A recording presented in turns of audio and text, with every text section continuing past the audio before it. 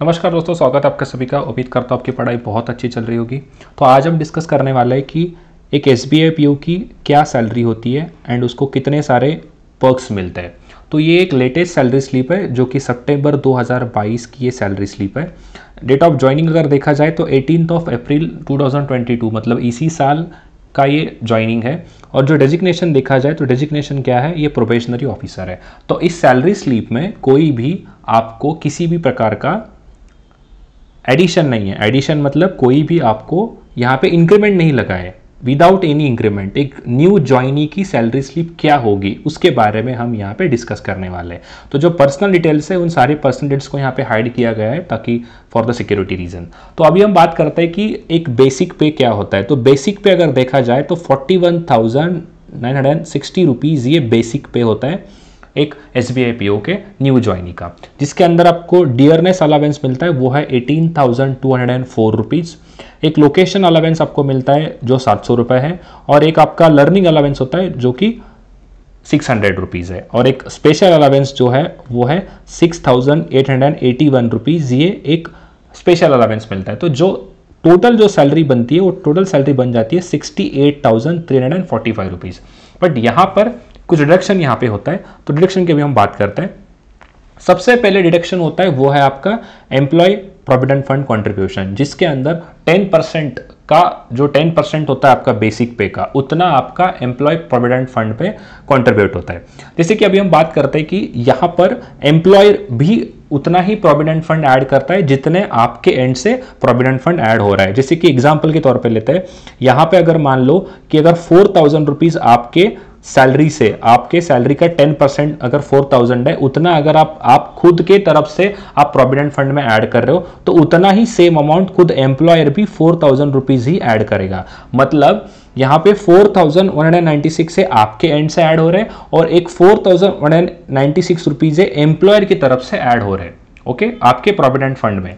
तो जो tax deduction होता है वो टैक्स डिडक्शन होता है 3,830 रुपीज़, जो कि ये उस मंथ का टैक्स डिडक्शन है। जैसे कि एग्जांपल के तौर पे लेते हैं, अगर आपके पूरे महीने में, पूरे साल में अगर आपके मान लो कि अगर 50,000 रुपये अगर आपका टैक्स कट हो रहा है, तो आपके पास वहां पर ऑप्शन होता है कि या तो आप आपके सैलरी से उतना 50,000 रुपये आप कट कर सकते हो, या तो खुद आप इनकम टैक्स डिपार्टमेंट में ये पैसा ऐड कर खुद जाके आप वहां पे भर सकते हो। तो यहाँ पे ऑप्शन दिया रहता है कि आप चाहे तो आपके सैलरी से पर मंथ आपका टैक्स रिडक्स हो जाना चाहिए। तो यहाँ पे एम्प्लॉय के पास ऑप्शन होता है। तो यहाँ पे एम्प्लॉय ने खुद ऑप्शन चुना है कि मेरे सैलरी से हर महीने इतना अमाउंट किसके लिए कट होना चाहिए, ये अमाउंट टैक्स रिडक्शन। अगर आप इसको इंटू 12 करोगे तो उतने पूरे साल का टैक्स रिडक्शन होता है। अब बात करते हैं हाउस रेंट रिकवरी, जिसके अंदर 180 रुपीज हाउस रेंट रिकवरी होती है, और आपका जो यूनियन होता है, जो सारे एम्प्लॉयज का जो यूनियन होता है, उस यूनियन के लिए 150 रुपीज कट हो जाता है। और सेकंड होता है आपके कॉन्ट्रीब्यूटरी पेंशन फंड, जिसके अंदर आपकी तरफ से 5,741 रुपीज आपका क्या है वो ऐड होता है। तो यहाँ पे टोटल जो डिडक्शन बनता है वो टोटल डिडक्शन यहाँ पे बनता है 14,907 रुपीज, ये टोटल डिडक्शन है। बट यहाँ पे आपको एक चीज याद रखनी है कि ये आपके एंड से PF कट हो रहा है, आपके खुद की सैलरी से 4,196 रुपीज कट हो रहा है, इतना सेम अमाउंट जो है खुद एम्प्लॉयर डाल रहा है, और ये आपका पेंशन फंड के लिए इतना अमाउंट जा रहा है। टोटल जो है 14,133 रुपीज ये आपके ही अकाउंट में आ रहे हैं, बट वो आपको कुछ समय के बाद आप उसको डिडक्ट कर सकते हो, कुछ समय के बाद आप उसको ले सकते हो। तो टोटल जो ग्रॉस अर्निंग है मंथली टेक होम, तो मंथली टेक होम होता है 54,249 रुपीज, ये मंथली टेक होम है। बट यहां पर अगर आप इन चीजों को ऐड करते हो जो कि आपके सैलरी का ही पार्ट है, बट आपको आपके इन हैंड नहीं आ रहा है, कुछ अमाउंट आपके प्रोविडेंट फंड में जा रहा है, कुछ अमाउंट आपके पेंशन फंड में जा रहा है, तो जो एक्चुअल टेक होम होता है वो एक्चुअल टेक होम यहाँ पे 68,382 रुपीज, जो कि वैरी करता है। अगर आप कोई सिटीज में, अगर टियर 1 टियर 2 सिटीज, तो लगभग मोटा अगर हम मान के चले तो 70,000 के आसपास जो है आपका मंथली टेक होम है। बट यहां पर इन चीजों को आप अगर माइनस करते हो तो आपका जो मंथली टेक होम होगा वो 55,000 के आसपास होगा। ये चीज आप थोड़ा सा याद रखो। अब बात करते हैं पर्क्स के बारे में।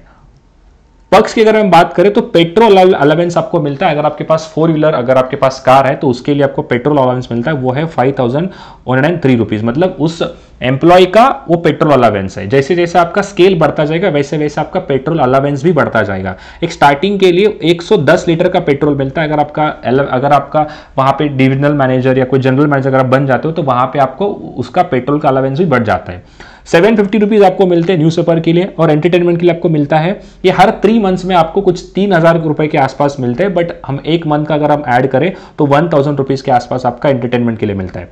1,300 रुपीज आपका मोबाइल का बिल है। क्लीनिंग एंड लेबर के लिए आपको 2,000 रुपए मिलता है, और एक लीज अमाउंट जो आपके हाउस रेंट जिसको हम बोलते हैं कि जहां पर रह रहे हो तो उसका ये मिनिमम 9,000 है। मिनिमम 9,000 से लेके ये कुछ अमाउंट जाता है 35,000 के आसपास। अगर आप एग्जांपल के तौर पे ले लो, अगर आप मुंबई में अगर आप पोस्टेड हो तो मुंबई में आपको 30 से लेके 35,000 तक भी आपको आपका घर का जो हाउस रेंट है वो आपको मिल जाता है बैंक की तरफ से।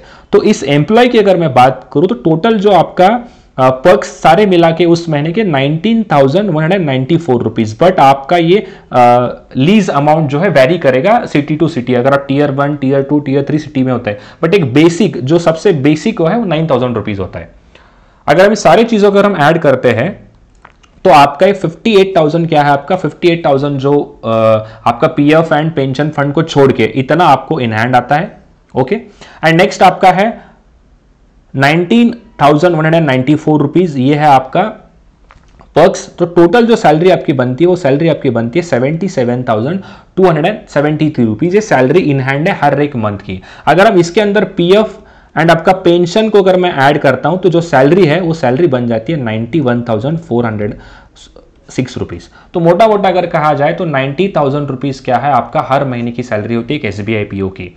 मैंने आपको ब्रेकअप बताया कि इस तरीके से 90,000 तक एक आपकी सैलरी चली जाती है। बट यहां पे कोई भी चीज का आपको ये नहीं है, मतलब अगर आपको इंक्रीमेंट अगर लग जाता है तो कोई भी जेआईबी से कोई चीज का इंक्रीमेंट नहीं है। एक नॉर्मल जैसे एक ज्वाइनिंग की जो अभी रिसेंट ज्वाइन हुआ है उसके लिए टोटल हम ये कह सकते हैं कि 90,000 के आसपास आपका स्टार्टिंग का सैलरी होगा एक एसबीआई पीओ के अंदर। तो दोस्तों इसी चीज का आप एक मोटिवेशन की तरफ तौर से ले लो तो अभी करंटली एसबीआई पीओ का एग्जाम बहुत नजदीक आ रहा है। 2 महीने का बाद आपका एग्जाम होने वाला है, तो आप बहुत जी जान लगा के पढ़ाई करिए। Okay, thank you so much.